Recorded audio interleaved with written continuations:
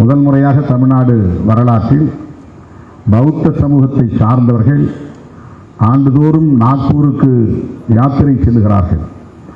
அவர்களுக்கு அரசு பொறுப்பேற்று ரயில் வண்டியிலே போய் வருவதற்குரிய செலவை தமிழ்நாடு அரசு முதல் முறையாக ஏற்றுக்கொண்டிருக்கிறது. அதற்கான உத்தரவை பெறுவதில் அல்லது அந்த நிதியை ஒதுக்கீடு செய்வதில் அண்ணன் ரத்னராஜா அவர்கள் இந்த இருக்கையிலே இருப்பதனால் உடனடியாக அதற்கு அனுமதி அளித்திருக்கிறார். அதன் பிறகு அரசு அதை ஈடு செய்யும்.